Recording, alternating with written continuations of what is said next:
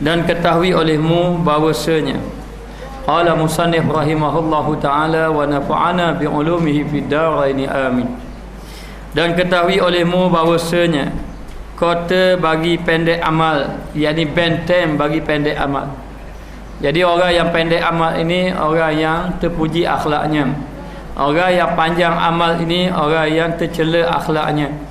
Di antara orang yang amal panjang ataupun cita-cita panjang, ia lupa beribadat kepada Allah, tidak memikirkan tentang kematian, dan merasa tamak dengan dunia, dan kehidupan dia kehidupan yang tidak tenang. Inilah di antara orang yang cita-cita panjang. Dan orang yang bercita-cita pendek, dia biasa ingat kemati, ingin melakukan amal ibadat kepada Allah Subhanahu wa taala, dan hatinya sentiasa rasa takut kepada Allah dan sentiasa harap agar amal ibadatnya diterima oleh Allah Subhanahu wa taala. Maka ini orang yang pendek amalnya. Maka pendek amal ini pun kena ada benteng supaya orang yang pada asalnya dia punya angan-angan pendek boleh jadi angan-angan panjang balik dia. Yang dahulunya dia ini ingat kepada mati, ingat kepada ibadat, dia fikir nak perlu kepada amalan untuk akhirat, kadang-kadang boleh lupa balik, lalu dia lalai dengan kehidupan dunianya. Maka perlu ada benteng. Maka benteng bagi pendek amal itu iaitu menyebut mati. Menyebut mati di sinilah ingat kepada mati, bahawa mati ini akan datang kepada setiap orang. Kullu nafsin za'iqatul maut. Setiap yang bernyawa pasti akan menerima ataupun berjumpa dengan kematian. Maka kematian inilah dikatakan mencabut segala kelazatan dunia. Mencabut segala kelazatan dunia, dan kematian juga memisahkan segala kehidupan duniawi. Maka tidak dapat tidak seseorang tadi mesti ada persiapan untuk menghadapi kematian. Maka orang yang sentiasa ingat kemati, dia akan angan-angan pendek. Lalu ulama mengatakan, hendaklah kamu itu banyakkan menzahir kubur. Ziarahlah kubur, kerana sesungguhnya menzahir kubur ini tazkurul akhirah, mengingatkan kamu kepada akhirat. Kalau kita pergi ziarah kubur, lepas tu ada ulama kata, kamu pergi ziarah kubur, yang pertama ingat, sentiasa ingat kepada orang yang telah meninggalkan kita dan orang-orang yang kita kasih. Biar kita banyak ingat pada dia, lalu kita berwasa ingat pada dia. Kemudian yang kedua, kita kena ingat bahawa kita akan menyusuli dia, kita akan mengikuti dia. Dan yang ketiga, kita kena pergi ziarah kubur, supaya hati kita ingat. Dan yang keempat, kita kena bayangkan bahawa kalau kita berada di dalam kubur nanti, bagaimana keadaan kita. Ini semuanya adalah untuk mengingatkan kita kepada kematian. Maka mengingatkan kepada kematian akan lahir sifat yang pertama, dia akan zuhud dengan dunia. Apa maksud zuhud dengan dunia? Dia tidak terpedaya dengan kehidupan dunia dia. Kehidupan dunia, walaupun lihat orang ada kemewahan dan sebagainya, tapi dia tidak kisah. Yang penting akhirat dia, bagaimana amal ibadat. Hatta kalau dia ada dunia pun, dia sudah ada harta yang banyak, dia pergi ziarah kubur, dia ingat kepada mati, lalu dia sudah tidak tamak lagi dengan dunia, dan dia akan merasa cukup dengan apa yang Allah Ta'ala beri, dan dia akan menjadi orang yang bersyukur kepada Allah Subhanahu wa Ta'ala. Maka orang yang sentiasa macam ini ziarah kubur, yang pertama hidupnya akan jadi zuhud. Zuhud kepada dunia, dan hatinya adalah hati akhirat. Dia banyak ingat kepada akhirat. Jadi hari ini kita ni banyak lupa akhirat. Sedikit sangat kita ingat kepada akhirat. Kehidupan kita hari ini adalah kehidupan dunia. Banyak ingat kepada kehidupan dunia. Maka disebut di sini, kamu untuk menjadi orang yang pendek cita-citanya supaya kuat beribadat kepada Allah Ta'ala, maka tidak dapat tidak hendaklah mengingatkan kepada kematian.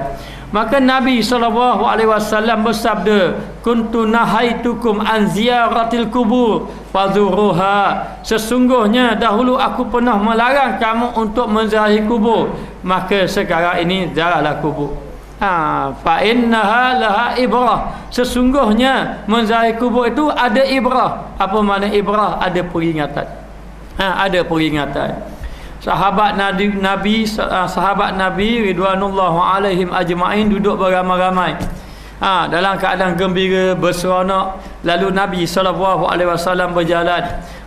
Bila Nabi berjalan, jumpa dengan golongan sahabat Nabi yang sedang ketawa, yang sedang suka-suka. Lalu Nabi mengatakan, banyaklah kamu mengingati kematian. Kalau kamu tahu apa yang aku tahu, nescaya kamu tidak sebagaimana hari ini. Maknanya taklah banyak suka sangat.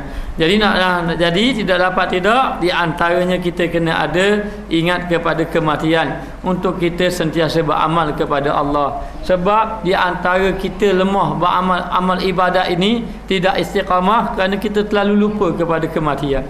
Sebab kita lupa kepada kematian kerana tak ada orang nak cakap bab mati hari ni. Cuba tanya, cuba kita berkawan. Sudah lama dah kita berkawan, nak cari orang cakap bab mati payah. Kita berkawan dengan orang nak suruh ingat kita buat perkara baik, nasihat kita, cakap-cakap bab agama pun payah. Yang kita jumpa biasa bercakap mengenai kehidupan duniawi atas orang. Kalau hari ni malah nak jumpa. Jumpa cakap bab bola sama. Kalau hari ni tak ada apa manfaat. Apa manfaat untuk akhirat kita? Jadi nak beritahu, sekarang ini hati jadi keras. Hati jadi keras ini sebab lupa kepada akhirat. Lupa pada akhirat menyebabkan lemah beribadat. Lemah beribadat menyebabkan tamak kepada dunia. Hidup cari kehidupan, cari dengan kehidupan dunia. Maka rugilah kita duduk di atas muka dunia ini sementara saja. Ad-dunya jushurun lil akhirah. Dunia ini sebenarnya adalah jambatan saja untuk pergi kepada akhirat. Maka tidak dapat tidak seseorang tadi jangan lalaikan diri kita dan banyaklah mengingati kepada kematian, agar kita ini menjadi orang-orang yang soleh, dan banyak ingat kepada Allah Subhanahu Wa Taala. Dan kota bagi kota, benteng bagi benteng menyebutkan terkejutnya mati. Walaupun kita sudah amal-amal pendek, ingin melakukan amal ibadat, sudah ingat kepada mati, tapi kena tambah lagi. Ingat kepada mati tu, jangan kata ingat mati tapi lambat lagi mati. Sebab kita masih lagi muda, baru mau 30-an baru sebagai contoh. Baru lagi, orang lain mau patut sehat lagi, orang lain dah sakit semua. Takkan aku mati dulu, dia sakit dulu. Macam-macam duk fikir macam tu. Tapi ingat dah ke mati, tapi itu tidak kuat. Kadang-kadang kita sudah ingat ke mati pun boleh lalai lagi. Maka kita kena tahu kematian ini tidak mengenal siapa. Allah Ta'ala matikan manusia itu budak-budak lagi sudah mati. Ada remaja sudah mati. Ada dalam keadaan muda lagi sudah mati. Ada dalam keadaan tua meninggal dunia. Ini kuasa Allah. Kematian di tangan Allah, bukan di tangan manusia. Manusia bolehlah ikhtiar dengan cari obat, macam-macam obat. Ada Toka Ali ada. Ada macam-macam nak ada obat pun tak reti. Macam-macam nak wis sihat. Tetapi sebenarnya semuanya lah ditetapkan oleh Allah Ta'ala. Inna mauta bautah. Sesungguhnya mati itu datang secara tiba-tiba, tidak mengenal siapa.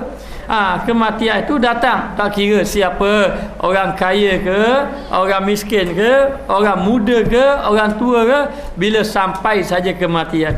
Idza jaa ajaluhum la yastakhiruna sa'atan wa la yastakdimun. Apabila datang saja ajal seseorang kamu, maka tidak diawalkan dan tidak diakhirkan. Ada dulu saya sahabat, seorang sahabat tu dia cukup baiklah dengan kita. Nama dia sama, nama dia Mustafa juga. Baik dengan kita. Dan kemudian berpisah, masing-masing ikut haluan masing-masing. Saya dengan bidang saya, dia dengan bidang dia. Lama-lama jumpa tegur. Setiap kali jumpa tegur tu memanglah kadang-kadang ajak pergi rumah, kadang ajak makan sekali, sebab kita agak baik dengan dia. Jadi satu hari mari sahabat yang lain pula datang ke rumah. Dia kata tahu tak cerita? Tidak tahu. Dia kata sahabat kita sudah meninggal dunia. Terkejut saya. Sebab kita tengok dalam keadaan dia tidak ada apa-apa, sehat molek-molek ada. Jadi kadang-kadang tak dapat jangka. Yang dijangkakan sehat rupanya sakit. Tiba-tiba sedar-sedar dalam keadaan macam tu. Dalam keadaan sudah kembali ke rahmatullah. Jadi nak beritahu kematian ini akan datang secara tiba-tiba. Orang yang sihat bersiap sedia juga dengan kematian. Begitu juga dengan orang yang sakit. Dan tak semestinya orang yang sakit itu pergi dulu. Kadang-kadang orang yang melawat dia, yang sehat tu, dia sabarlah, sabar ni ujian Allah, banyak istighfar. Dah dia balik dia mati. Yang nasihat korang tu. Jadi nak beritahu, kematian ini akan datang secara tiba-tiba dan kita kena sentiasa beringat-ingat. Beringat-ingat dengan kematian agar kita melakukan amal ibadat kepada Allah Subhanahu Wa Taala dan diambil atas tipu daya dan lalai, dan mati ni boleh meragut manusia dalam keadaan duduk dalam keadaan tipu daya dunia dan juga dalam keadaan lalai. Duduk dalam keadaan tipu daya dunia dan dalam lalai. Saya ada baca satu dalam majalah, Allah alam betul tak betul. Seorang budak yang baik, dia ini katanya dalam ceritanya, dia ni katanya dia duduk di kampung ni, budak muda yang selalu pergi masjid surau. Budak muda yang selalu pergi ke masjid ke surau. Jadi dia ini kadang-kadang jadi imam, tapi biolibnya dia jadi Bilal. Jadi gitulah. Dan orang kampung ini selalu menyebut nama dia seorang budak yang baik. Budak yang baik. Jadi bila dalam keadaan ayahnya meninggal dunia, hidup dia susah, lalu dia pun cuba membantu ibunya. Bila nak bantu ibunya, minta izin supaya tinggal di luar, tinggal di kota-kota. Pergilah ke Kuala Lumpur nak bekerja untuk cari rezeki, nak tolong mak dia. Baik awalnya ibu dia ni tidak izinkan dia, tapi duk fikir-fikir izin juga. Orang-orang kampung sayang, tidak adalah Tok Bilal, kampung kita dah pergi dah nak pergi kerja. Pergilah ke sana. Jadi dia pun pergilah bekerja. Bila bekerja, jumpa kawan. Nasibnya malang, berjumpa kawan lah ahli maksiat. Jadi kawan dia duduk satu rumah, minum arak. Maknanya dalam keadaan macam tu. Jadi dia tengok keadaan tu. Peka awalnya dia jaga sembahyang, dapat duit bulan-bulan, hantar duit ke mak dia. Tapi dia cuba nasihat kawan dia, tapi kawan dia hidup dengan berpoya-poya. Begitulah keadaannya. Lama-lama dia juga terpedaya. Sehinggalah nak berlaku peristiwa yang agak mengaibkan juga. Lalulah kawannya hanya pergi ke Thailand. Jadi kawan dia ajak dia tidak mau. Kawan dia ajak dia, akhirnya dia pergi juga. Bila dia pergi juga, kata kawan dia, di sana ada barang-barang murah, kamu beli barang-barang murah, kamu jangan ikut dia. Tetapi bila sampai di sana, takkan dia seorang diri. Akhirnya dia ikut kawan dia. Bila dia ikut kawan dia, akhirnya dia berzina dan dia mati ketika berzina. Mana ketika tu kecoh satu kampung. Tidak sangka budak yang baik duduk dalam keadaan macam tu. Jadi inilah kita bimbang. Sebab tu dia sebut dalam ni, dia kata kematian itu dia kata diambil atas tipu daya dan lalai. Yang kita bimbang dalam keadaan kita lalai, dalam keadaan kita tertipu daya dengan kehidupan kita, ketika itulah ditarik. Wal iyadu billahi min zalik. Kita takut, minta pada Allah agar kita mati dalam keadaan beriman kepada Allah Subhanahu Wa Taala. Kalau dipikirkan maksiat, memang cukup banyak maksiat kita. Maknanya malam buat maksiat, siang buat maksiat, dalam ibadat buat maksiat. Jadi kita ni adalah hamba Allah yang banyak dosa. Maka dia kata, dan ia di dalam terpedaya ia. Maka duduk dalam keadaan terpedaya, melakukan amal ibadat kepada Allah Subhanahu Wa Taala. Jadi nak beritahu, dosa kita ini amat banyak dan kita banyak lupa kepada kematian. Kalau kita betul-betul ingat kematian, kita nak cakap apa-apa kita fikir, dan kita ibadat-ibadat kita tidak mahu tangguh. Boleh nak buat amal ibadat, dan kalau dalam keadaan kita lalai, kita banyak istighfar, dan kita mungkin sudah tidak banyak bercakap. Kalau bercakap pun cakap yang baik-baik sahaja. Selalu memikirkan masa, jangan lalai. Kadang-kadang kita habiskan masa sia-sia. Jadi akhir kali hidup dalam keadaan banyak dosa. Maka inilah keadaan kita. Inilah keadaan kita hari ini. Tak tahulah, bagi diri saya begitulah keadaannya rasanya.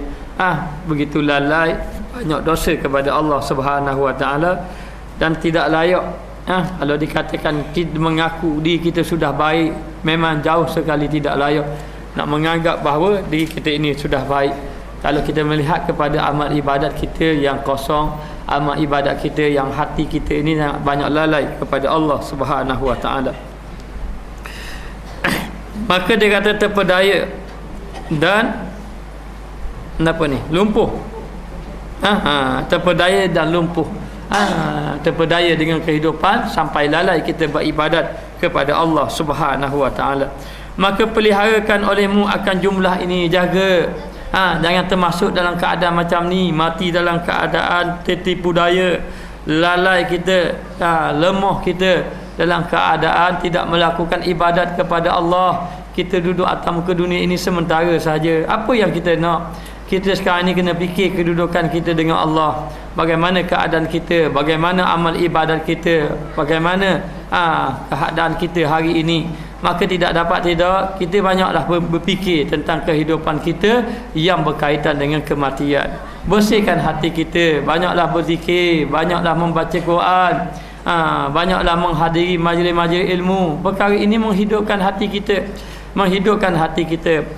Maka kalau hati kita ini tidak mahu masukkan ilmu agama, tidak mahu berzikir, tidak mahu membaca Al-Quran, hati kita jadi keras. Bila hati keras, kita banyak ingat ke dunia, kita jadi lalai. Ibadat kita pun buat sambil lewa saja sebenarnya. Asal buat sudah, kita rasa macam tu saja. Nak menangis dalam ibadat jauh sekali. Maknanya kita ni kadang-kadang seronok pada maksiat dibandingkan dengan ibadat kepada Allah Subhanahu Wa Taala. Inilah yang berlaku pada kita. Maka tidak dapat tidak, kita ni mesti kena kembali kepada Allah. Kena insaf diri, kena ingat bagaimana keadaan kita. Adakah kita ini Allah Ta'ala beri umur kita ini ada untuk kita sia-siakan sahaja? Tidak. Bahkan untuk melakukan amal ibadat kepada Allah. Apabila kita tambah nak keadaan macam ni, adakah kita yang sehat nak tunggu sakit baru beribadat kepada Allah? Adakah kita muda nak tunggu tua baru beribadat kepada Allah? Adakah masa kita yang kosong ini nak tunggu kita sibuk baru mikir beribadat kepada Allah Ta'ala? Maka mana-mana yang ada ruang, jangan sampai kita mati baru fikir beribadat. Jangan sampai kita ni nak dekat dengan Allah baru fikir. Orang-orang yang tidak mahu beribadat, orang-orang yang jauh dengan ulama-ulama, orang-orang yang jauh dengan majlis ilmu, dia boleh lupa pada Allah, dia boleh sombong pada Allah. Tapi ingat satu hari nanti, sampai masa dia nak mati, dia akan ingat. Dia pasti akan ingat.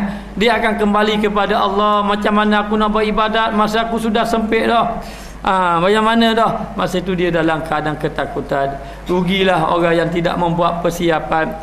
Persiapan untuk kematian. Maka tidak dapat tidak, jalan kita adalah jalan beribadah kepada Allah Subhanahu Wa Taala, jalan ubudiyah, jalan sebagai hamba Allah, bukan hamba pada nafsu. Bukan hamba kepada nafsu, bukan hamba kepada dunia. Ini tidak bermakna kita tidak mahu dunia, bukan. Kita perlukan kehidupan dunia kita, tetapi bukan dunia yang kita perlu fikir banyak-banyak. Yang perlu fikir adalah akhirat. Sudah banyak dah Allah Ta'ala beri nikmat kepada kita. Allah Ta'ala sudah memberi kenderaan kepada kita. Allah Ta'ala sudah memberi rumah kepada kita, keluarga kepada kita, harta kepada kita. Tapi kita masih lagi tidak mahu fikir Allah. Kamu lagi fikir beribadat kepada Allah Subhanahu Wa Taala. Kan Nabi sudah sebut kebahagiaan itu sudah cukup dengan 4 perkara. Yang pertama, apabila mendapat pekerjaan yang baik. Yang kedua, apabila mendapat rumah yang baik. Yang ketiga, apabila mendapat kenderaan yang baik. Yang keempat, apabila mendapat pasangan yang baik. Ini sudah cukup. Lalu tumpulah kamu kepada ibadat kepada Allah Subhanahu Wa Taala. Maka menumpukan amal ibadat, inilah jalan kita. Inilah yang Nabi, yang Allah Ta'ala perintah kepada kita. Wa ma khalaqtu jinna wal insa illa liya'budun. Tidak aku jadikan jin dan manusia kecuali untuk mengabdikan diri pada Allah. Ini bermakna bukan mengabdikan diri kepada nafsu, bukan mengabdikan diri kepada dunia, tapi mengabdikan diri kepada Allah Subhanahu Wa Ta'ala. Lalu kita sebagai hamba Allah Ta'ala, kita kena renung diri kita bahawa sesungguhnya kita ini akan berjumpa dengan Allah bila-bila masa sahaja. Sehingga kan sahabat dia kata, kalau aku hidup pagi, aku tak tahu lagi petang tak boleh nak jamin. Kalau hidup petang, malam ni tak berani nak jamin. Kalau malam, pagi biasa tak jamin, tak berani nak jamin. Sayyidina Umar Al-Khattab walaupun dapati anak dia satu hari menangis, sedangkan dia itu khalifah kerana tidak ada pakaian yang baru. Lalulah Sayyidina Umar kata, wahai anakku, jangan menangis, nanti ayah cari wang untuk membeli pakaian kepada kamu. Lalulah Sayyidina Umar pergi berjumpa dengan orang yang menjaga Baitul Mal. Pada peringkat awalnya Sayyidina Umar ingin meminjamkan dan nak bayar nanti akhir bulan, nanti akan bayar dengan gaji yang dia dapat tadi. Tetapi dia berfikir, aku tidak boleh menjamin hidup aku nanti akhir bulan ni hidup ataupun tidak hidup. Lalu tak jadi mengambilnya. Kerana apa? Kerana terlalu fikir, tidak berani kita duduk dalam genggaman Allah sebenarnya, tapi kita tak berasa. Kita berasa dalam genggaman kita. Bila kita berasa dalam genggaman kita senang duduk dalam genggaman nafsu kita sebenarnya. Nafsu kita, inilah yang berlaku hari ini. Maka dia kata di sini, peliharalah olehmu akan jumlah ini dan hasilkanlah dia dengan arti kata hasil apa? Hasil supaya ingat kepada mati, pendekkan cita-cita. Maknanya biar pendekkan cita-cita, hasilkan kepada ingat kepada mati. Jadi gitulah keadaan kita. Sebab itu dua mata yang tidak disentuh api neraka. Yang pertama, mata yang berjaga malam. Yang mana dia berjaga malam ini kerana ingat kepada Allah. Ingat kepada Allah, beribadat kepada Allah. Yang kedua, mata yang menangis kerana ingatkan dosa, ingatkan maksiat yang dia telah lakukan. Ini nak beritahu. Jadi begitulah keadaan kita. Hasilkanlah kita, hati kita biar hidup kepada Allah, biar pendek cita-cita kita dan ingat kepada mati. Maka adalah engkau itu diberi taufik kepada Allah. Taufik ini pertolongan Allah. Kamu akan dapat pertolongan Allah. Kalau banyak-banyak ingat kepada mati, kamu akan dapat pertolongan Allah. Nampaknya Allah Ta'ala akan beri pertolongan kamu. Kalau kamu duduk bersama dengan Allah, kalau dalam keadaan kamu susah, nanti Allah Ta'ala akan gembirakan kamu. Ini orang yang duduk dekat dengan Allah Ta'ala. Maka bahawasanya hajat itu kepadanya sangat berkendak dan tinggalkan daripada sia-siakan waktu. Sia-siakan waktu di dalam qil dan qal. Maknanya maka kita ini perlu kepada beribadat kepada Allah.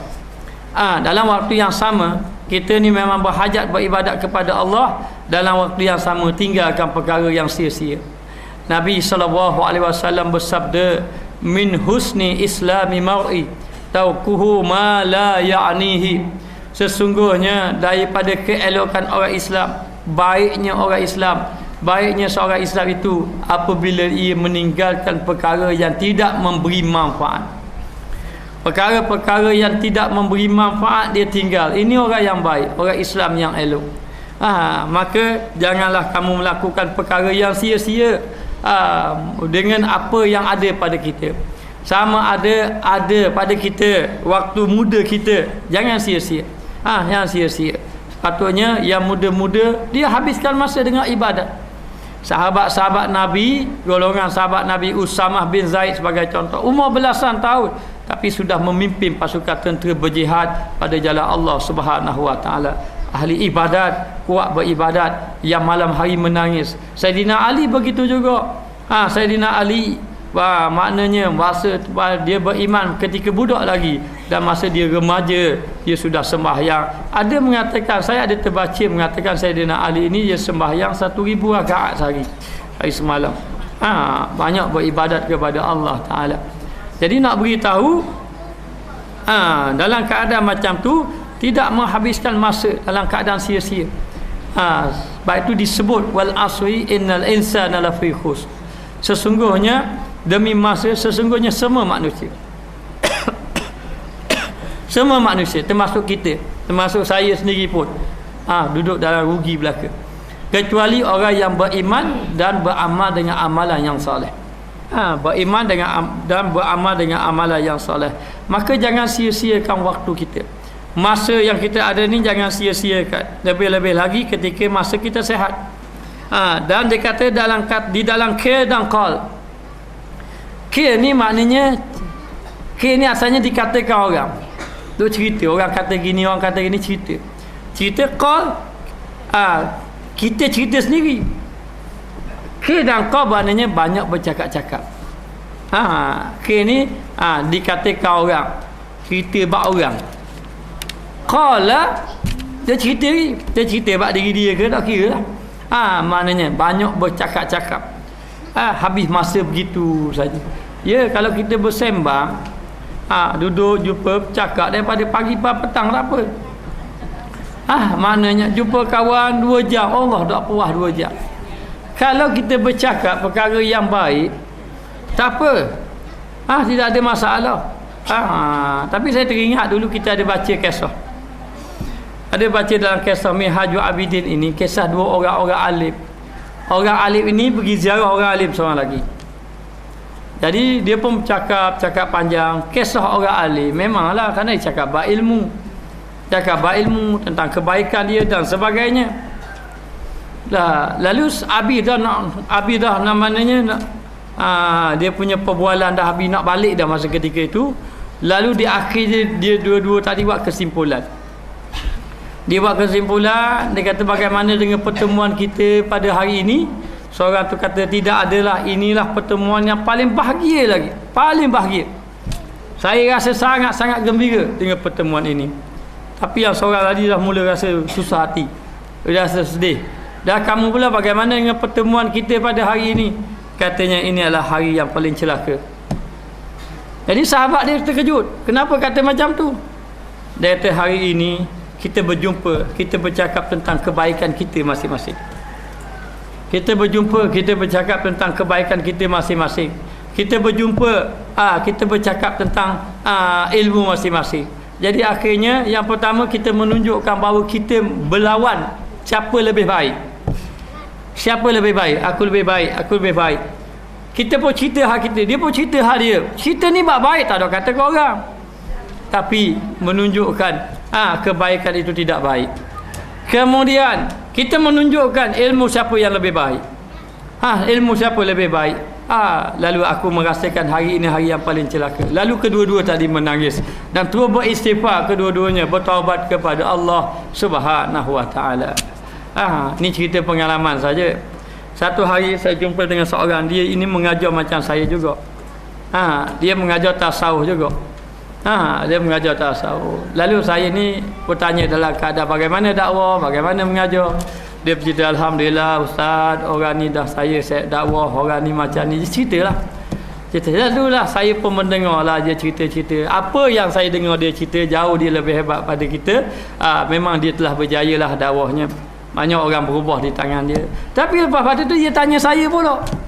Saya pun cerita jugalah, adalah muslimat muda, muslimin khilafah dua hari pilih. Dia pun tanya-tanya. Lepas tu dia pun cerita lagi kebaikan dia. Akhir kali dia tanya pula saya. Cerita. Balik daripada tu saya rasa susah hati sangat. Balik pada tu rasa susah hati. Memang pertemuan itu asalnya menggembirakan. Berjumpa sama-sama pendakwah. Macam orang kaki bola, dia jumpa set bola, kan sedap cakap. Jumpa saya, memang saya tak apa suka bola. Saya berakhir main bola. Saya suka bola, saya kaki bola kot dulu. Tapi bila ni dapat tinggal, alhamdulillah. Saya tak tahu perkembangan pun kita tidak tahu. Jadi nak beritahu dalam keadaan macam tu, jadi bila jumpa satu orang kata satu line. Satu line. Kalau jumpa saya, orang nyai jumpa saya tak nak cakap abang nyai. Orang kaki bola pun saya dah tak tahu lah. Tak tahu lah mana pemain-pemain kita tak tahu. Jadi memang tak seronok lah cakap. Jumpa dengan golongan macam ni kita paling suka lah. Tapi memang tu masing-masing tunjuk hebat dia. Masing-masing. Balik tu rasalah susah hati. Ya Allah, istighfar banyak-banyak. Teringatlah saya dalam kitab Minhajul Abidin. Yang kita pernah baca dahulu, dia kata inilah pertemuan yang paling paling tidak elok lah maknanya. Paling tidak molek. Itulah bicara hati.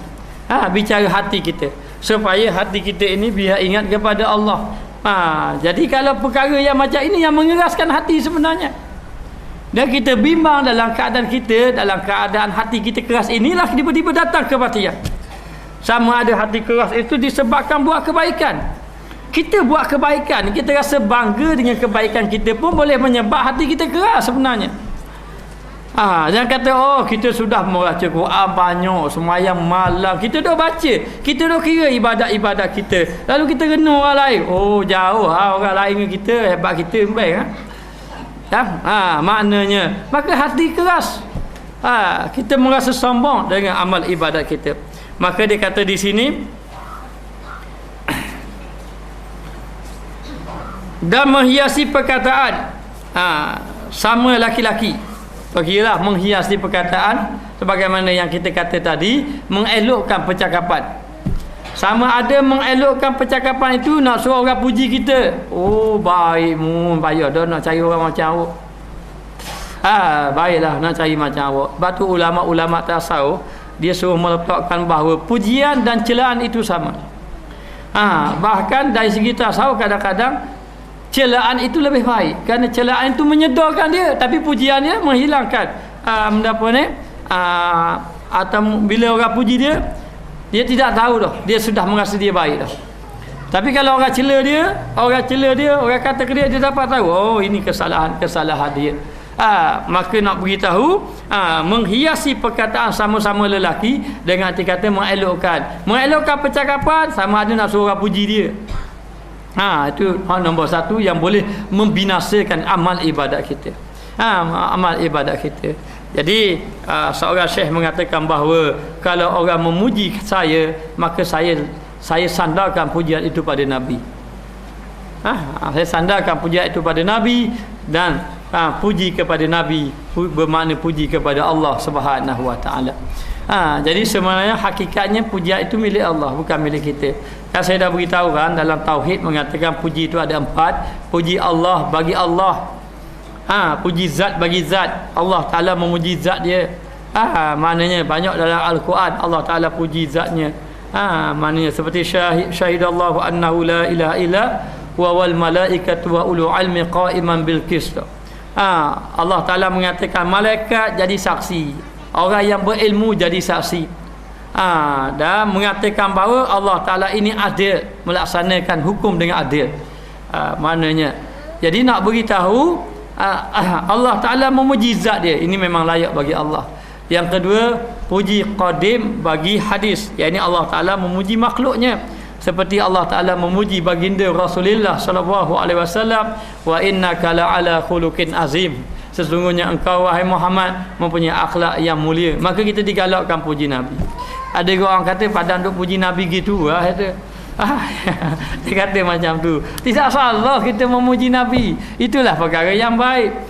Puji Allah kepada Nabi, itu dia panggil puji qadim bagi hadis. Yang ketiga, puji hadis bagi qadim. Hamba puji Allah. Macam kita puji Allah, kita baca Fatihah, alhamdulillah rabbil alamin. Segala puji milik Allah. Dan yang keempat, puji hamba kepada hamba. Kita memuji seorang hamba tadi, tapi datang semuanya kembali kepada Allah Subhanahu Wa Taala. Jadi kalau kita hias-hias perkataan supaya orang puji kita, maka itu bukanlah perkara yang baik. Hanya kita kena sedar diri kita tidak ada apa-apa. Memang kita tidak layak dipuji sebenarnya, dan kita tidak boleh menganggap kita ini orang yang baik. Sedangkan kalau kita tengok pada diri kita, Masya Allah, kita adalah hamba yang banyak dosa di sisi Allah. Wallahu muwaffiq bifadlihi. Semoga Allah Ta'ala muwaffiq, memberi pertolongan, bifadlihi, dengan kelebihannya. Dan ada pun hasad, dan seterusnya mengenai sifat hasad. Hasad ini maka iaitu berkendak menghilangkan nikmat Allah daripada saudaramu yang muslim. Hasad ini kita ada cita-cita supaya nikmat yang ada pada orang tadi jadi hilang. Ini hasad. Ini hasad. Kalau kita tengok orang tu ada kaya, kita rasa macam mana nak hilang kekayaan dia. Itu hasad sebenarnya. Itu hasad. Kalau orang tu ada pengaruh, kita mikir macam mana nak menghilangkan pengaruh dia. Ini pun hasad sebenarnya. Kalau orang tu ada kedudukan, orang ini ada pangkat, orang ni sudah dapat pangkat, dia sudah jadi manager, dia sudah jadi pengarah, dia sudah jadi timbalan pengarah, assistant manager, dah kira lah. Tapi macam mana nak jatuh pangkat dia? Nak jatuh pangkat dia. Maknanya ini hasad namanya, sebab menghilangkan nikmat yang ada pada orang. Ataupun dia ni, kita tengok orang ni sudah berniaga, sudah berjaya perniagaan dia, dia sudah maju perniagaan dia, syarikat dah besar dah boleh tubuh cawangan-cawangan kat lain dah. Lalu cari jalan macam mana nak jatuhkan syarikat dia, macam mana nak jatuhkan syarikat dia. Ini hasad namanya. Maka tidak sepatutnya bagi orang yang beriman ada sifat hasad. Ingat, senang nak buat sifat hasad. Sifat hasad ini kena belaka. Orang alim pun dia hasad, sama-sama alim. Kalau orang alim pun kena hasad, maka orang yang tidak alim macam kita semua pun lebih-lebih lagi lah hasad. Maknanya kadang-kadang Allah Ta'ala uji macam-macam. Allah Ta'ala uji macam-macam. Maka jangan jadi orang yang hasad dengki. Kalau kita jadi orang yang hasad dengki, kita adalah manusia yang paling rugi. Sebab apa kita manusia yang paling rugi? Kerana segala amal ibadat kita ni habis. Kita akan serahkan ke amal ibadat kita kepada orang yang hasad. Orang yang hasad kepada kita. Maka jangan kita menjadi orang yang hasad dengki. Maka orang yang hasad dengki macam mana? Dia ada cita-cita, dia ada keinginan, dan dia ada usaha untuk nak menghilangkan nikmat yang ada pada orang lain. Sedangkan dia kena sedar nikmat tu datang daripada siapa? Datang daripada Allah. Allah Ta'ala beri nikmat, ini pilihan Allah. Maka kita kena reda di atas pilihan Allah. Tapi kita tak reda sebenarnya. Lalu kita fikir cari jalan. Kemudian kita ni hasad ni sama ada kita nak hak dia hilang nikmat, biar nikmat tu boleh kita, biar nikmat tu boleh pada kita. Dan begitu juga hilang nikmat tu ataupun tak boleh kita, tak apa, asal dia tak boleh, sudah, biar tak boleh kita pun. Maknanya biar asal dia tak dapat, biar kita sama-sama pun tak apa, asal dia tak dapat. Ini semua hasad dengki. Maka tidak sepatutnya bagi orang yang beriman ini ada hasad dengki. Tidak sepatutnya. Jadi macam mana, orang pernah tanya, Ustaz, macam mana nak buang penyakit hasad dengki ni? Saya kata hasad dengki ni susah apa, penyakit yang sangat susah. Orang alim pun ada, orang abid pun, ahli ibadat pun ada. Orang ahli ibadat ni kalau dia buat amal ibadat tapi orang tak puji dia, orang puji orang lain, dia jadi marah. Macam mana orang tadi tak puji dia, orang tak puji orang sana, biar orang puji dia. Ini jadi kena juga pada orang ahli ibadat pun. Jadi jalan dia sebenarnya setakat ini yang kita baca dalam kitab, jalan zikir saja sebenarnya. Kalau kita tak berzikir, macam mana kita nak bersihkan hati kita? Di dalam hati kita yang penuh dengan kotor, yang penuh dengan maksiat, biarkan orang tidak mahu berzikir itu, biarkan dia. Dia boleh cari formula untuk bersihkan hati dengan selain pada zikir. Itu kepandai dia. Tapi yang dibaca oleh kitab-kitab, dia ada tasawuf, bahkan ada satu pergi saya pergi dia seminar sufi. Dalam satu seminar sufi, Syekh Yusuf Al-Hasani ada di seorang ulama Lebanon yang pernah datang di sini. Jadi dalam seminar sufi itu ada seorang syekh dia kata ulama-ulama tasawuf telah mengatakan bahawa jalan penyucian hati lah mesti jalan zikir. Mesti kena jalan melalui jalan zikir. Setakat ini tak jumpa lagi. Mana? Ataupun kalau jumpa pun, kalau boleh jalan lain pun payah nak sapa, maknanya. Jadi nak beritahu supaya hilang hasad dengki di dalam hati. Hilang hasad dengki dalam hati ini, maka orang itu beruntung. Siapa yang ada hasad dengki, terhalang dia untuk masuk dalam syurga Allah Ta'ala, maka akan menyebabkan dia itu tidak terhabis amal ibadatnya. Lalu disebut dalam hadis, innal hasada yaqulul hasanat kama taqulun narul hatab. Sesungguhnya dengki ini menghapuskan segala kebaikan. Kita tak fikir ke kita semayang yang kita semayang? Kita tak fikir ke yang kita sudah baca Quran banyak-banyak yang dahulu-dahulu tu? Kita tak fikir ke ibadat-ibadat kita sehingga kan kita dengan sekelip mata boleh dengki pada orang? Boleh dengki pada orang. Maka kalau orang dengki pada kita, jangan susah hati. Jangan susah hati, biar orang dengki pada kita. Bahkan kita kena bergembira. Sebab apa? Apatah lagi kalau orang yang dengki kepada kita itu, dia banyak ilmu. Biar ilmu dia, pahala yang dia sampaikan ilmu boleh kita. Lebih-lebih lagi dia banyak ibadat. Nanti ibadat-ibadat dia akan boleh pada kita. Sebab tu kalau orang kata datang seorang kata orang ni dengki pada ustaz contohnya, orang ni dengki pada awak, orang ni dengki pada tuan contohnya, beritahu apa dia dengki apa, dia kata macam ni nak jatuhkan syarikat tuan gini, oh kita kena buat jamuan besar-besaran. Rasa gembira patutnya. Kena buat jamuan. Sebab tu saya pun nak buat jamuan ni, insya-Allah. Kita akan buat jamuan. Kerana dapat rasa hati tetap tenang, rasa gembira. Jadi kita akan buat juga jamuan. Jadi nak beritahu memang begitu. Apa? Sebab saya ingat ada satu baca kisah orang sufi. Siapa? Imam Ghazali kan saya tak ingat. Jadi orang dengki pada dia. Jadi setiap kali dia tahu orang dengki pada dia akan bagi hadiah, hantar makanan. Siapa orang tu heran. Aku dok kata ke dia beri hadiah ke aku. Jadi heran. Sebab apa? Sebab orang itu telah memberi pahala kepada kita. Kita ini kadang-kadang ibadat kita tak cukup kadang-kadang. Jadi ibadat kita kurang, lalai banyak. Allah Taala kata, aku nak ambil mu dekat aku, mendekatkan mu ni akan dekat dengan aku. Dengan cara macam mana? Ibadat kamu ni dorok. Ikut cara orang-orang dengki pada kamu. Nanti pahala kamu bertambah, kamu semakin dekat dengan aku. Sebab tu kita apa nak duduk susah hati. Jangan duduk susah hati. Apa saja orang kalau orang dengki. Lalu disebut di sini dia kata menghilangkan nikmat daripada saudaramu yang muslim. Saudara kita nak hilangkan nikmat kepada saudaramu yang muslim. Mana saudara kita tak ada nikmat, kita nak hilangkan dia daripada barang baginya di dalam kebajikan, dan dia ada kebaikan. Lainlah kalau dia tidak ada kebaikan. Maknanya lain. Maka ada kebaikan. Maka kita pun cita-citalah nak hilangkan nikmat, padahal dia buat baik. Kita pun cerita nak hilangkan nikmat. Ini cukup bahaya. Kasihan kalau orang tu ada sifat dengki.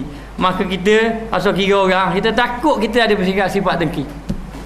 Sifat dengki ni cukup bahaya yang boleh merosakkan. Hari ini ramai orang membicarakan bagaimana nak melakukan amal ibadat, tetapi sedikit orang membicarakan bagaimana nak menjaga amal ibadat.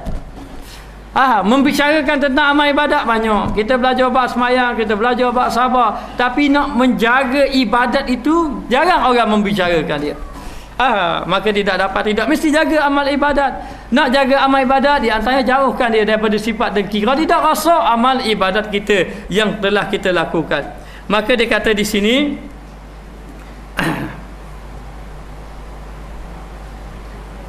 maka jika tiada berkehendak menghilangkan akan dia, jika dia tidak ada menghilangkan akan dia, maknanya dia cita-cita tapi tidak berkehendak menghilangkan dia. Maksudnya begini, orang ini ada kelebihan. Orang ini ada kelebihan. Contoh, kita beri contoh orang ni kelebihan dari segi ilmu.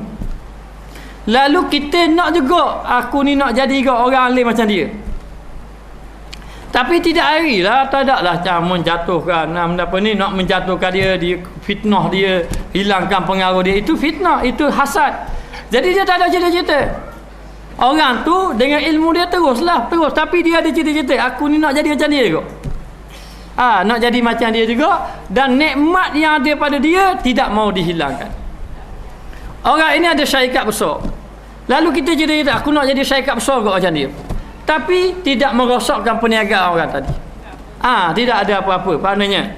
Maka dia kata di situ, tiada, jika tiada berkehendak menghilangkan akan dia, dan tetapi berkehendak kamu bagi dirimu, nak je. Kalau orang tu ada syarikat besar, dia pun nak gitu kok, syarikat besar kok. Tapi tidaklah niat nak menghilangkan nikmat tu.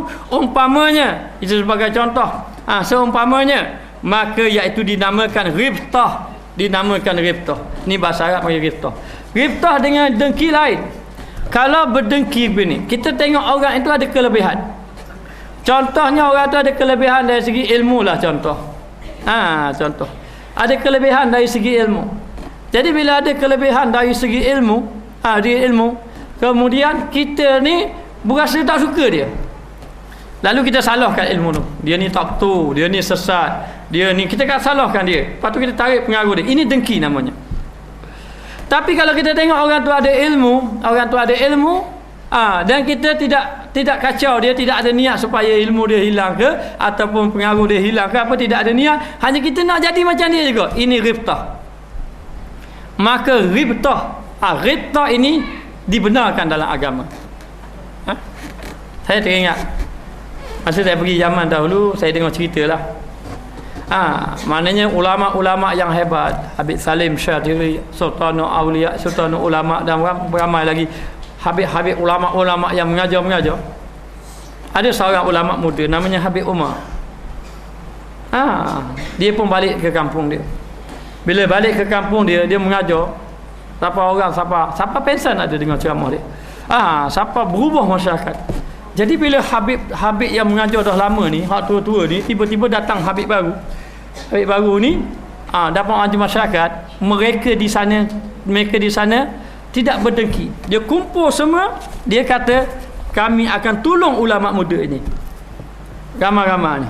Kami akan tolong ulama muda ini, dan kami melihat bahawa di tangan dia lah masyarakat jadi berubah. Akhirnya masing-masing tolong sehingga masyarakat berlaku perubahan. Sebab tu kalau ada sifat berdengki-dengkian, masyarakat payah nak berubah. Masyarakat akan jadi payah nak berubah. Lalu kita melihat, padahal kalau jatuh, yelah itu kata, kalau jatuh kita ada dia mari juga. Kita dah berdakwah lama dah, dia mari sekali habis. Oleh ke dia belaka. Jadi mari. Ini sifat dengki ada lagi. Baik orang ulama baik tu habis. Sebenarnya yang kita nak cari bukan orang, bukan pengaruh, bukan tu, kita nak cari redha Allah je. Perjalanan kita. Jadi macam mana kita nak cari keredaan Allah? Dengan cara berdakwah, dan kita mengharap juga dengan niat nak menyelamatkan orang, supaya orang mati dalam keadaan beriman dan dimasuk dalam mendapat rahmat Allah dalam keadaan soleh. Ramai kurang ini bukan ukuran. Sebab tu ada kisah mengenai dua orang tok guru besar. Satu tok guru ini ramai anak murid, dan anak murid yang lain tu semua pergi kat dia belaka. Sehingga kan anak murid yang lain, tok guru tu siapa kurang anak murid pergi kat dia. Tapi tok guru ni dia baik-baik, tak ada masalah. Jadi satu hari dia duduk dekat-dekat dalam masjid setengah-setengah dalam negara Arab. Kadang-kadang dalam satu masjid 2-3 kuliah. Satu bucu ni mengajar lain, bucu ni mengajar lain. Maknanya. Jadi dalam keadaan macam tu, akhirnya hak tok guru ni, hak muda sikit ni, dia pandai mengajar. Anda pandai mengajar, ramailah anak murid lari ke dia, pergi ke dia. Jadi tok guru tua ni dekat-dekat, jadi orang kau pergi kat dia. Akhir sekali biarlah hak ni mengajar, dan dua guru ni baik. Hak ni dia tak marah. Dia tidak marah. Maknanya akhirnya tinggal seorang je. Tok guru tua tu tinggal seorang je anak murid. Seorang lah, tak apa baca. Seorang saja. Mengajarlah. Akhir sekali mati kedua-dua.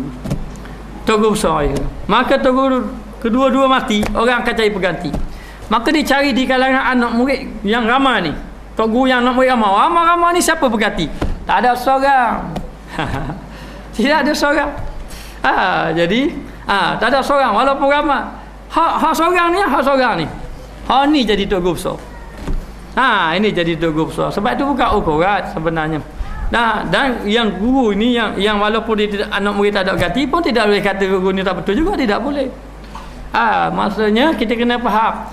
Yang paling penting belajar dalam keadaan ikhlas dan buat satu perkara dalam keadaan melihat kepada keredaan Allah. Inilah letak. Jadi saya menyarankan bahawa letak dalam hati kita nak cari redha Allah atau kiralah apa pun. Dan cari jalan kita untuk nak membersihkan hati, nak mendekatkan diri kita dengan Allah. Itulah yang paling penting bagi diri kita, dan meninggalkan maksiat. Kadang-kadang tak mampu dengan maksiat.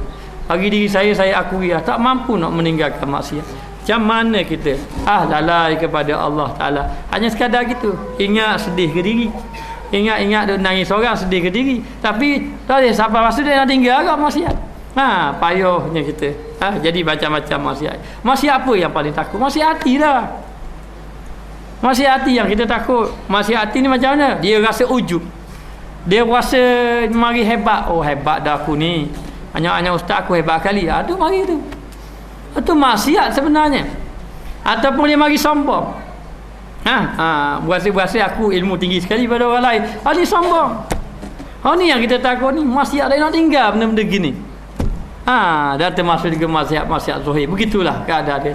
Keadaan kita. Maknanya. Jadi tidak dapat ridha, mesti kita minta pertolongan dengan Allah lah. Maknanya dia maksiat buat tu buat. Kadang-kadang minta ya Allah, tak mampu aku ya Allah. Serah padamu saja. Cari jalan. Tak cukup zikir lagi biasanya, tambah lagi zikir. Dah cukup lagi ni maknanya tak kira lah. Jadi ataupun mungkin tak jaga makanan lagi, ni fikir begitu lah. Selagi sampai jumpa punca. Sampai jumpa punca.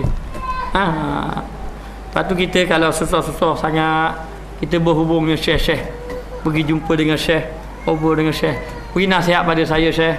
Saya ni hati lalai kepada Allah Ta'ala agar dia dapat memberi nasihat. Kadang-kadang alhamdulillah, kadang-kadang syekh pun mari jumpa kita pun ada. Jadi yang Habib datang tu daripada Yaman tu, masih duduk Yaman lagi nak jumpa kita. Jadi alhamdulillah, bersyukur kita pada Allah. Tapi walau bagaimanapun, yang paling penting hendaklah kita dalam keadaan dekatkan diri dengan Allah. Buat sesuatu perkara, carilah redha Allah Subhanahu Wa Taala. Maka yang dibenarkan adalah ghibtah. Ghibtah itu dibenarkan.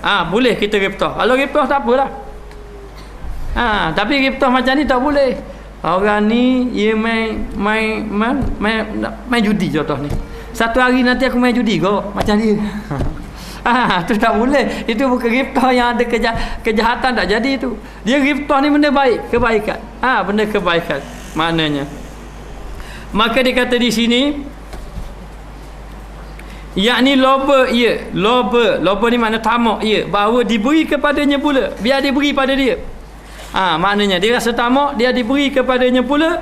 Dan di atas ini, yakni ghibtah, dan atas ghibtah ini apa ni? Ditanggungkan. Ditanggungkan. Maknanya ditanggungkan sabda Nabi SAW. Maknanya dia kata la hasada illa fi isnaini. La hasada fi isnaini pun boleh, illa fi isnaini. La hasada illa fi isnaini, hingga akhir hadis. Tidak boleh apa ni, hasad kecuali dalam dua perkara. Dua perkara. Walaupun disebut perkataan hasad, ditanggung dia hasad, tapi ditanggung pada perkataan hasad itu bermakna ghibtah. Maknanya tidak boleh hasad kecuali dua perkara. Maka yang dikatakan dua perkara ini boleh hasad itu, ulama mengatakan ghibtah. Hinggalah akhir hadis. Hadisnya apa? Dua tu apa? Yang pertama, seseorang yang Allah Ta'ala berikan kepadanya harta, lalu hartanya dibelanjakan pada jalan Allah Ta'ala, maka kita ghibtah. Orang ini kaya, tapi dengan kekayaan dia, Allah banyaknya tolong pelajar-pelajar nak pergi Yaman dia tolong, contohnya. Maknanya belajar tu. Jadi dia ni, kita pun masuk Allah, aku ni tak ada duit lah nak tolong macam dia. InsyaAllah lah, kalau berniaga maju nak jadi macam dia kok. Kalau dia bantu pelajar banyak ni, aku nak bantu lebih lagi. Maknanya, tapi tak mengganggulah perniagaan orang tu, kekayaan orang tak ganggu. Maka ini dibenarkan. Diberi seseorang tadi harta kekayaan, dan seseorang itu membelanjakan pada jalan Allah. Itu dia. Yang pertama boleh. Yang kedua, atahu rajulun ilmun. Allah Ta'ala memberi kepada seorang itu ilmu. Allah Ta'ala memberi kepada dia ilmu, lalu dengan ilmu tu dia membelanjakan ilmu tadi. Belanja ilmu macam mana? Menyebarkan ilmu. Dia menyebarkan ilmu dengan tu tadi, dia menyebarkan ilmu pada jalan Allah Subhanahu Wa Taala. Jadi dia berbelanja, kita pun dengki juga. Dengki pada dia. Bila dengki pada dia, tak apalah, kita nak jadi macam dia kok. Kena pergi ke Yaman dulu, belajar, nanti balik, nanti nak belajar macam dia, nak jadi macam dia. Nak jadi macam dia. Maka begitulah. Maknanya perkara ini dibenarkan. Perkara ini dibolehkan sebenarnya. Batu buat kerja dalam keadaan ikhlas. Orang yang ikhlas ni, kalau dia bawa agama, contohnya dia bawa agama, maka agama itu naik, dan dia gembira bila melihat agama itu naik, walaupun agama itu naik bukan di tangan dia. Boleh bukan, walaupun bukan di tangan dia. Begitu juga. Okey, sekarang bagai contoh, Kita ni cuba nak mengubah masyarakat. Macam-macam fikir formula. Macam mana nak masyarakat berubah? Tapi masyarakat tak berubah-ubah. Tiba-tiba berubah di tangan anak murid kita sebagai contoh. Yang pertama, kita tak boleh dengki pada dia. Hebat pada aku ni, nyesal aku atau ya zaman. Maknanya ceramah lebih pada kita. Tak boleh itu dengki. Tak boleh. Kita pun cari jalan. Ni anak murid dah hak lah, padahal dia tak ada benda-benda pun. Maka ini tidak boleh. Ini dengki maknanya. Tiba-tiba maju dia tu, masyarakat mengubah, maka kita kena gembira. Sebab yang nak tu is agama. Agama yang paling kita nak tu. Biar agama itu naik, bangkit, masyarakat hidup pada agama, beramal dengan agama. Maka itulah yang dikatakan ikhlas. Maka tidak dapat buat satu perkara ini kerana Allah. Maka orang itu dia ghibtah. Dia ini dengki kepada orang banyak harta. Siapa orang banyak harta boleh infak banyak-banyak. Orang utuhnya dia piti banyak, boleh beli tanah. Patuhi pula pada orang alim, boleh buka pondok. Nanti orang belajar pondok, pahala dapat ke dia. Allah, kita tak ada sungguh harta. Nanti kita pergi rapor bank kejap. Kita pergi cari piti pula. Itu tidak boleh. Kita pun bekerja. Kerja simpan duit, beli tanah juga, cari orang alim juga, boleh buat macam dia juga. Maka kita ini dipanggil ghibtah, maka ia dibenarkan oleh syarak. Dalam hadis lain dia tambah sikit saja, 2 perkara juga. Yang pertama sama saja, orang yang diberi ilmu kemudian dibelanjakan ilmu pada jalan Allah. Yang kedua, orang yang diberi Al-Quran. Orang yang diberi Al-Quran, lalu orang itu membaca siang malam baca Quran. Lalu kita pun kata, Allah, aku ini tak pandai mana baca Quran. Aku nak belajar sungguh Quran ni biar pandai. Nanti aku nak mengaji siang malam 24 hours, 24 jam. Maknanya maka dengki macam tu. Dengki macam ini dibenarkan. Dan ulama mengatakan ini bukan hasad, ini ghibtah. Walaupun disebut dalam hadis Nabi, la hasada, tiada hasad.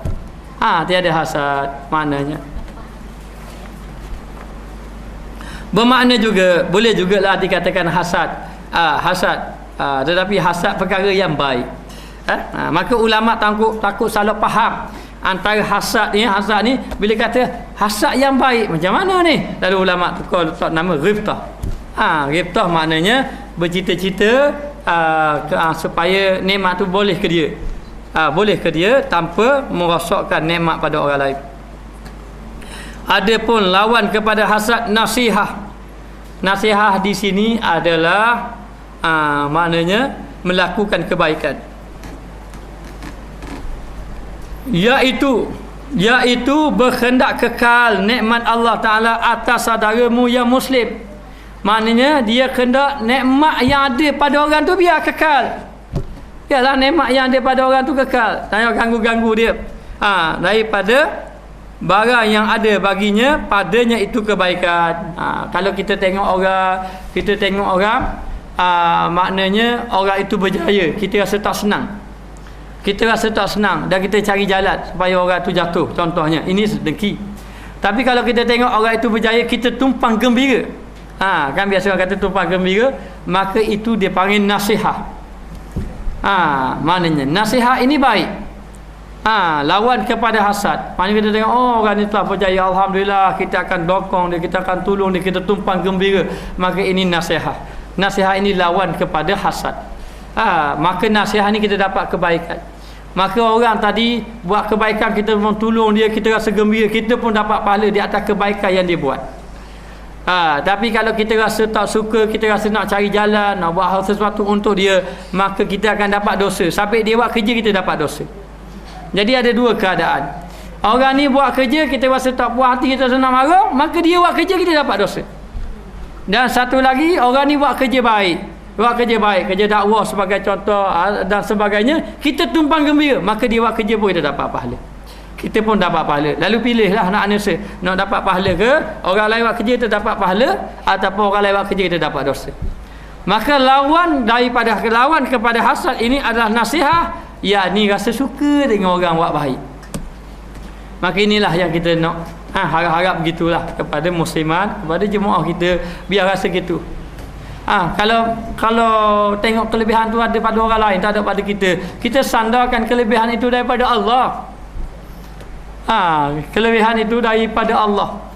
Dan setiap kelebihan itu ujian. Setiap kelebihan ujian. Allah Ta'ala beri kepada Nabi Sulaiman kekayaan yang banyak. kaya. Lain pada kaya pula ada apa? Ada pengaruh yang hebat, ada pemerintahan. Maknanya segala orang nak tu dapat belaka pada dia. Lalu dia tanya, macam mana boleh kuasa yang besar? Bagaimana boleh harta yang banyak? Bagaimana boleh pengaruh yang banyak? Macam mana boleh kedudukan yang mantap, yang kukuh?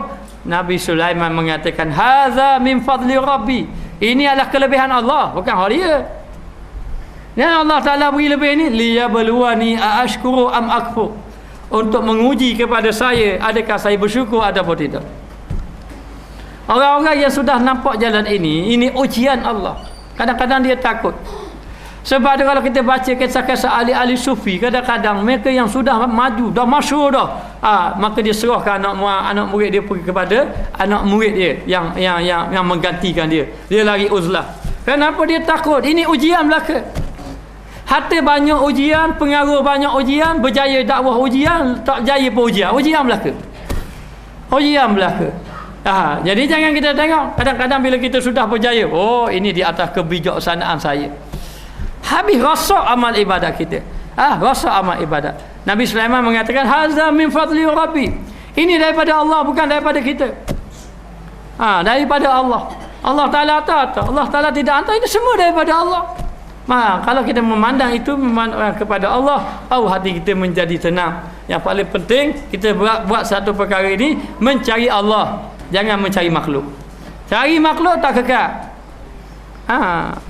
Orang tu saya dengar dia kata, kalau kamu mencari redha manusia, manusia akan redha kepada kamu, tetapi Allah Ta'ala muka kamu. Kalau kamu cari redha Allah, manusia muka kepada kamu, manusia tak wahi pada kamu, maka tetapi Allah Ta'ala kasih pada kamu. Pilihlah yang mana satu. Maka orang yang mencari redha manusia, manusia akan redha pada dia. Lama-lama manusia tak redha dia. Orang yang mencari redha Allah, manusia akan marah pada dia, muka pada dia. Lama-lama manusia akan suka balik dia. Maka cari mana satu jalan yang kamu nak. Maka yang paling penting, buat kerja cari redha Allah, jangan cari redha makhluk. Cari jalan supaya kita dekat diri dengan Allah Subhanahu Wa Taala. Maka yang demikian itu maka ditafsirkan hingga akhir hadis, yakni tiada ribtah melainkan dua perkara. Satu hadis kata orang alim dengan orang kaya, satu lagi orang ahli ibadat dengan orang alim. Maka ditafsirkan ribtah dengan hasad. Dan dikatakan ribtah itu ditafsirkan dengan hasad kerana meluaskan perkataan yang demikian itu. Yang dimasukkan la hasadatu ribtah, dia tak sebut la ribtah. La ribtata illa fi isnaini, tidak dikata begitu, tapi dikatakan hasad. Maknanya, maka dia kata kerana berhampiran keduanya, hampir-hampir je, hampir-hampir dari segi bercita-cita. Orang ni ada harta, aku nak harta juga. Hanya beza orang ni nak membinasakan harta orang, orang ni tidak. Itu saja, ada perbezaan, tapi hampir. Maka jika tiada ada padanya kebaikan, maka yang berkehendak menghilangkan daripadanya, tak ada kebaikan dan berkehendak menghilangkan akannya. Menghilangkan, bercita-cita orang tu ada sesuatu dan kita bercita-cita nak supaya hilangkan benda tu, yang tiada ada padanya kebajikan, maka yang demikian itu dinamakan cemburu. Maknanya tengok pada orang rasa tak suka orang tadi, iri hati. Maka inilah faukun ni perbezaan antara perkara-perkara ini. Jadi ribtah ni jadi kebaikan. Ribtah ini dia rasa tak senang, dia rasa tidak senang. Jadi letak tiga rupanya. Yang pertama kita cakap about dengki. Dengki ini maknanya orang itu ada satu kelebihan. Contohnya kelebihan apa? Orang itu ada kelebihan harta sebagai contoh. Harta ke ilmu ke pangkat ke tak kira lah. Lalu kita ni tak suka tengok dia ada harta banyak. Tak suka dia ada ilmu banyak, tak suka dia ada pengaruh banyak, tak suka dia ada pangkat yang besar. Lalu cari jalan, macam mana nak berjatuh dia, nak berjatuh dia, cari jalan. Maka ini dengki. Dengki ini menghapuskan amal dia. Amal dia akan boleh kepada orang yang dia dengki. Yang kedua, orang ni ada kelebihan. Kelebihan ilmu, kelebihan harta, pangkat, dan dia nak juga biar dia dapat ilmu, dapat harta, dapat pangkat, tapi tak cari jalan pun nak menjatuhkan dia. Ini ghibtah. Ini ghibtah. Satu lagi, orang ni ada kelebihan dan dia tak cari jalan pun nak jatuhkan dia. Tapi bila dah orang tu nak jatuh, mari dalam hati ada perasaan tak suka saja, ada perasaan saja, tapi mencari jalan tidak. Dia tak cari jalan supaya orang ni jatuh, hanya mari perasaan, aku nak tunggu bila orang ni jatuh. Ini dia panggil iri hati, cemburu. Cemburu dan juga dengki adalah amalan yang dilarang. Adapun ghibtah adalah digalakkan oleh agama Allah Subhanahu wa taala. Jadi kalau boleh jangan ada cemburu dan jangan ada dengki. Kerana ia boleh merosakkan amal ibadat kita. Maka dia kata di sini adapun lawan hasad.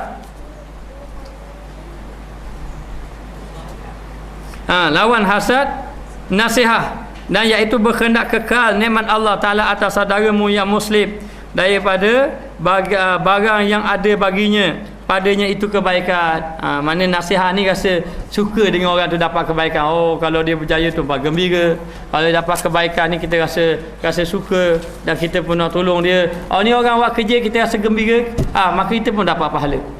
Dapat pahala. Maka ini dipanggil nasihat. Maka jika ditanya orang betapa ketahui bahawasanya baginya padanya kebajikan ataupun kebinasaan, macam mana kita nak tahu benda tu ada kebaikan ataupun ada keburukan, supaya kami nasihatkan ataupun kami hasadkan. Macam mana satu perkara ni, adakah kita rasa perlu gembira dengan kejayaan dia ataupun perlu kita dengkikan dia? Macam mana nak tengok? Okey, sekarang ni orang ni buat kerja agama. Jadi kerja agama ni kita tengok benda ni molek ke agama ke tak molek. Kalau tak molek, kita nak dengki dia biar dia jatuh. Sebab kalau dia naik bahaya. Sebagai contoh lah.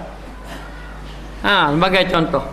Sebab tu setengah-setengah kalau orang-orang ahli sufi, kalau dia tahu ulama ni ulama dunia, contohnya, maknanya kadang-kadang dia cari jalan supaya jatuh. Sebab apa? Sebab kalau naik ulama dunia, jadi orang yang duduk dia jadi dunia belaka. Saya dah beritahu kan, dia akan berpindah. Dia akan berpindah. Akan berpindah pada pak perkara kita ambil guru. Sebab tu disebut dalam kitab Haqqul Tasawuf dan katanya hadis. Dah banyak kenyataan mengatakan duduk dengan orang yang kita ambil. Kuih yang kita makan mengikut kedai yang kita beli. Macam mana kita makan roti canai, kedai tu tak ada roti canai. Jadi kita pun kedai ni jual akok, jual ni. Maka kita makan yang tu lah. Tapi mari kita ni dia jual goreng pisang, kepuk dan sebagainya. Kita makan yang ni. Takkanlah kita beli kepuk kita makan akok, tak pernah sabar.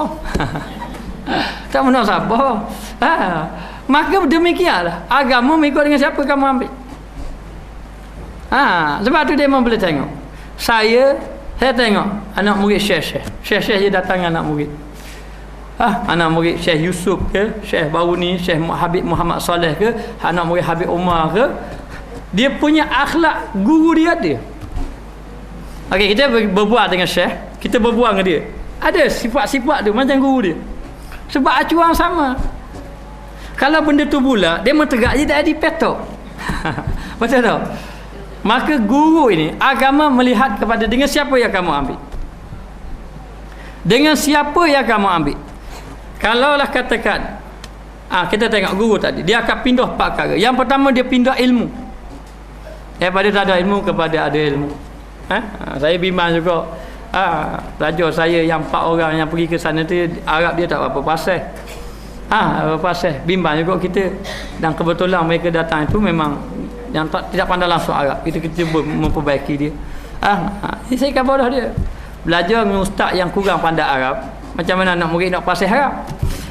Jadi ustaz terpaksa serah pada guru yang pandai, yang mahir. Maknanya belajar dengan ustaz yang kurang ibadat, macam mana nak murid kuat ibadat, kita kena serah pada orang lain. Sebab kita dah tahu kemampuan kita bukan orang yang boleh membawa orang jadi orang baik dan sebagainya. Kita pada bawa diri kita pun tak baik-baik lagi. Maknanya jadi dia pindah satu ilmu. Yang kedua apa? akhlak perangai. Yang ketiga, ibadat. Yang keempat, rohani.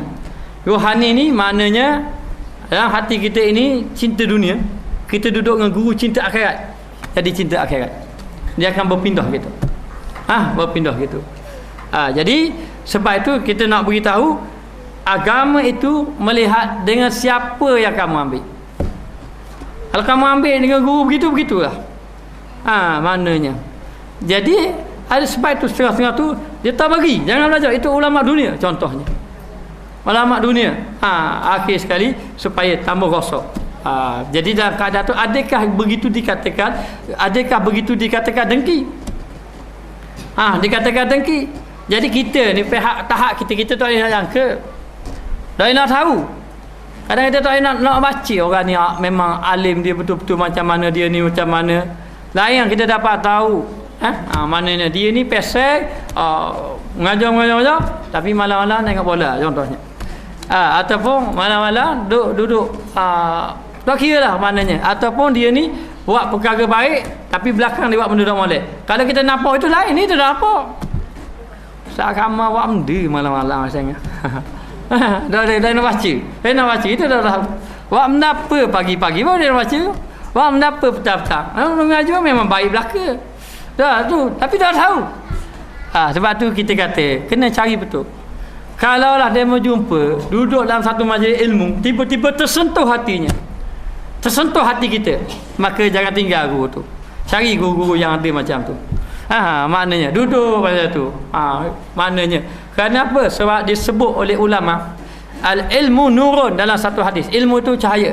Lalu ulama mengatakan innal ilma walakinna ilma nurun yakzifuhu Allahu fi qulubihim. Akan tetapi ilmu adalah cahaya yang dicampakkan dalam hati. Sebab tu kita rasa terkesan bila kita pergi ke belajar dalam kuliah Habib Omar, amat jauh. Dia bercakap Arab, bukan saya faham semua Arab. Tapi rasa terkesan di dalam hati. Kita Allah duduk dah majlis ilmu, banyak majlis ilmu, tapi majlis ilmu ini rasa agak berbeza dengan majlis ilmu yang lain. Jadi nak beritahu sekarang ini macam mana kita nak tahu benda ni hasad, benda ni tidak hasad, benda ni molek ke tidak molek. Maka kalau kita sekarang kita duduk dalam satu majlis, tak jadi benda tu. Kita nak cari yang lain, maka kita jangan kata majlis ilmu tu tak pakar, majlis ilmu tak ada berkat. Dia kata gitu. Sebagai orang yang ada iman, sebab kita tidak tahu membaca hati-hati manusia. Maka macam mana kita nak tahu ni hasad, ni benda yang baik kita boleh benda kita boleh ikut, ini hasad supaya kita jangan kita ikut. Macam mana kita nak tahu? Maka kalau kita nak tahu, kita kena mari minggu depan. Wallahu a'lam.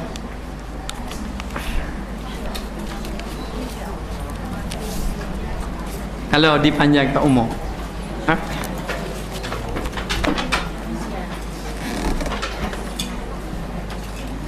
Yaman. Doa doa. Bismillahirrahmanirrahim. Rabbana zalamna anfusana illam taghfir lana wa tarhamna lanakunanna minal khasirin. Ya Allah ya Tuhanku, peliharalah kami semua ya Allah daripada melakukan maksiat. Sesungguhnya kami sudah mencuba sedaya upaya untuk meninggalkan maksiat, tapi tidak berjaya ya Allah, kecuali dengan pertolongan-Mu. Ya Allah ya Tuhan kami, jadikanlah kami orang yang melakukan amal ibadat bergantung kepadamu, tidak bergantung kepada diri sendiri, sehinggalah melahirkan perasaan ujub, takabur, sombong dan sebagainya. Ya Allah ya Tuhan kami, sangat suka untuk kami membuat nafsu dalam hati kami ya Allah, dalam diri kami ya Allah. Sesungguhnya kami ini tenggelam dalam lautan nafsu kami ya Allah, dan kami duduk dalam lautan dosa kami ya Allah. Ampunkanlah segala dosa kami, jauhkanlah kami daripada sifat hasad, jauhkanlah kami daripada sifat yang boleh merosakkan amal ibadat kami. Ya Allah ya Tuhan kami, berilah kekuatan kepada kami untuk melakukan ibadat, dan berilah kekuatan kepada kami untuk meninggalkan maksiat. Ya Allah ya Tuhan kami tidak mengetahui adakah kami ikhlas melakukan amal ibadat kepadamu. Engkaulah yang menilainya ya Allah, Engkaulah yang maha mengetahui lagi maha bijaksana. Kami hanya memohon kepadamu ya Allah, agar kami di kalangan orang yang ikhlas dalam menyampaikan dakwah, dalam mengambil ilmu pada jalanmu ya Allah, dalam beribadat kepadamu ya Allah. Ya Allah ya Tuhan kami, kami tidak ketahui adakah kami orang yang sabar dengan ujian kamu ya Allah. Ya, jadikanlah kami orang yang sabar di atas ujian yang kau timpakan kepada kami ya Allah. Ya Allah ya Tuhan kami, sesungguhnya banyak nikmat yang telah Engkau berikan kepada kami. Jadikanlah kami orang yang bersyukur di atas nikmat yang Kau beri ya Allah. Kami mengaku ya Allah, segitu banyak nikmat yang telah Engkau berikan kepada kami. Kami banyak menggunakan pada jalan yang Kau tidak radai. Ampunkanlah segala dosa-dosa kami ya Allah. Sesungguhnya kami adalah hamba-Mu yang fakir, kami adalah hamba-Mu yang lemah, kami adalah hamba-Mu yang taat. Ya Allah ya Tuhan kami, amat banyak maksiat yang telah kami lakukan ya Allah. Ya Allah ya Tuhan kami, adakah kami jauh dengan-Mu ya Allah?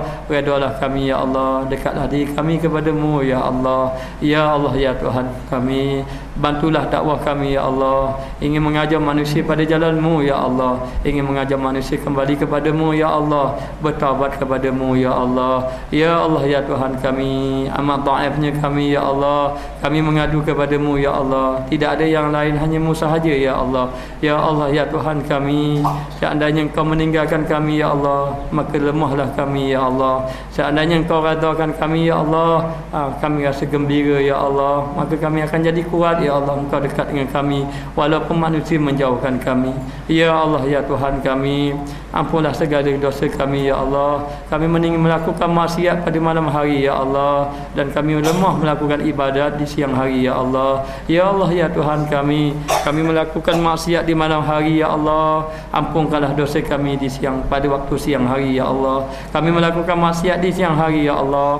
Ampunkanlah dosa kami di malam hari ya Allah. Ya Allah ya Tuhan kami, jadikanlah mata kami ya Allah mata yang sentiasa menangis mengingati dosa ya Allah, mengingati-Mu ya Allah. Ya Allah ya Tuhan kami, jadikanlah mata kami ya Allah mata yang berjaga malam melakukan amal ibadat ya Allah. Jangan Kau jadikan mata kami penghalang untuk melakukan ibadat kepada-Mu ya Allah. Ya Allah ya Tuhan kami, jauhkanlah mata kami daripada memandang perkara-perkara yang haram ya Allah. Ya Allah ya Tuhan kami, jauhkanlah mata kami daripada memandang perkara-perkara yang haram.